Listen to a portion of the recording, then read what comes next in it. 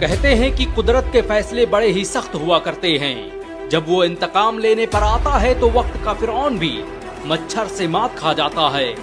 Gaza को बर्बाद करने के लिए अमेरिका ने न जाने कितनी धन दौलत और संपदा खर्च कर दी, हजारों टन बारूद बरसा दिए, लेकिन जब कुदरत इंतकाम लेने पर आई तो सिर्फ एक आग की चिंगारी ने अमेरिका के अरबों खरबों डॉलर के एम्पायर को मिट्टी में मिला दिया।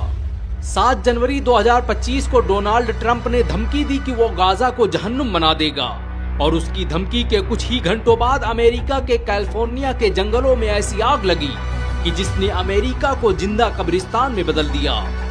गाजा को बर्बाद करने के लिए अमेरिका को बारूदों की जरूरत पड़ी होगी, लेकिन कुदरत के कहर ने उसे एक आग से मात दे दी।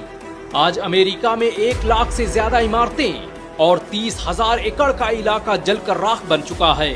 वो अमेरिका जिसे अपने सुपर पावर होने पर गुरूर था, वो अमेरिका जिसे अपने खुदा होने पर नाज था, आज भड़कते हुए चंद शोलों के आगे बेबस दिखाई दे रहा है।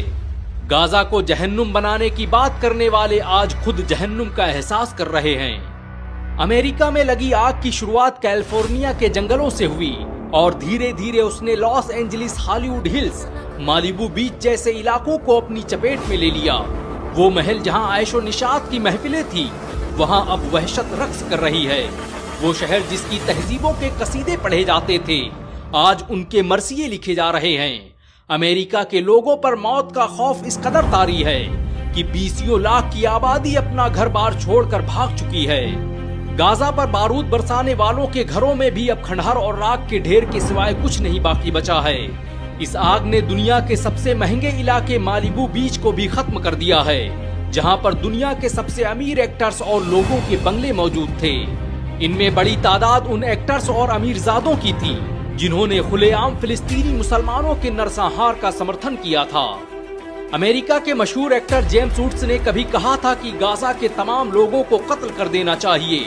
उनके लिए कोई रहम नहीं, कोई जंगबंदी नहीं और किसी भी तरह की माफी नहीं होनी चाहिए।